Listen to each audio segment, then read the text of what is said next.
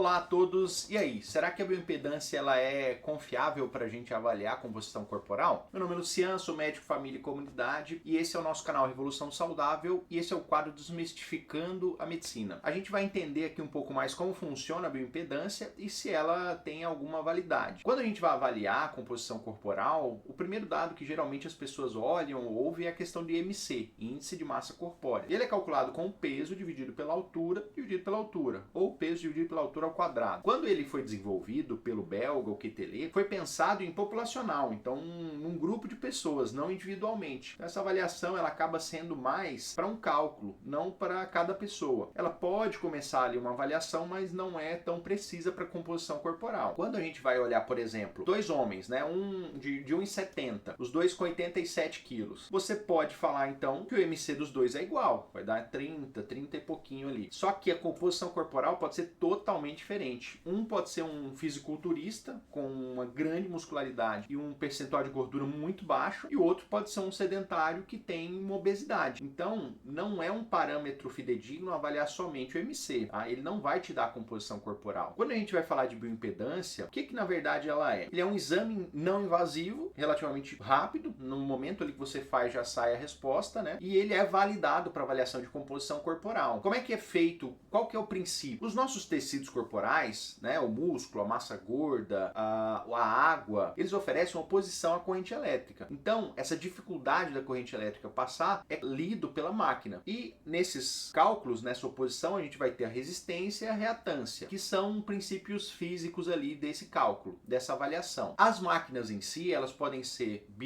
tetra ou octapolar. O polar já é uma máquina mais antiga, tetrapolar é as mais comuns hoje em dia, e a octapolar ela acaba sendo usada mais para estudos científicos, para outra finalidade. Quando a gente vai fazer o teste, a gente tem que ter alguns cuidados para que esse teste ele saia com um resultado mais efetivo. Um deles seria uma pele limpa, né? Quando a gente vai colocar o eletrodo ali, ou quando a gente vai pegar nas partes da máquina. Outro ponto, retirar metais, seja brincos, anéis, né, colares, tudo que for de metal. Então a gente tem que utilizar uma roupa leve ali, sem metais, né, tirar antes de fazer o exame. Outro ponto, é prudente ter um jejum de em torno de 4 horas, não comer ou beber nada ali em torno de 4 horas antes do exame. E quando a gente pensa em exercício físico, seria interessante evitar exercício em torno de 12 horas antes de realizar o exame, porque pode alterar também. Já quanto à questão de consumo de álcool e cafeína, o ideal seria a gente ter ali um jejum, né, evitar essas bebidas até cerca de 8 horas antes do exame. Por quê? Porque todas essas alterações podem falsear um pouco o exame. Mas, se